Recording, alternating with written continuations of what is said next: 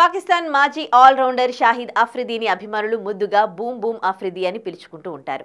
అఫ్రిదీ 1996లో శ్రీలంకలో జరిగిన ఓ వన్డే మ్యాచ్లో 37 బంతుల్లో శతకం చేసి ఫాస్టెస్ట్ సెంచరీ చేసిన ఆటగాడిగా రికార్డు సృష్టించాడు. దాదాపు 18 సంవత్సరాల పాటు ఈ రికార్డు అఫ్రిదీ పేరుపైనే ఉంది.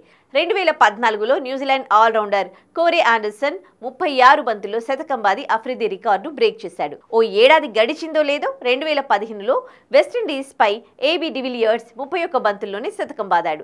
కాగా ఎన్నో విధ్వంసకర ఇన్నింగ్స్లు ఆడినప్పటికీ కూడా శ్రీలంకపై 37 బంతుల్లో చేసిన సెంచరీ తనకు ఎంతో ప్రత్యేకమని ఓ ఇంటర్వ్యూలో షాహిద్ అఫ్రిదీ వెల్లడించాడు.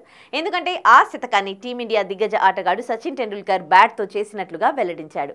లంకపై సెంచరీ చేసిన బ్యాట్ ఎంతో ప్రత్యేకం. ఎందుకంటే అభిమాన క్రికెటర్లలో ఒకడైన టెండూల్కర్ బ్యాట్ అది. అతడి బ్యాట్తోనే వరల్డ్ రికార్డ్ సాధించాను. ఇందుకు వకార్ యూనిస్కు కూడా ధన్యవాదాలు. లంకతో మ్యాచ్కు ముందు ప్రాక్టీస్ చేస్తూ ఉండగా వకార్ ఈ బ్యాట్నిచ్చాడు. దానితోనే ఆడమని అడిగాడు అని అఫ్రిదీ తెలిపాడు.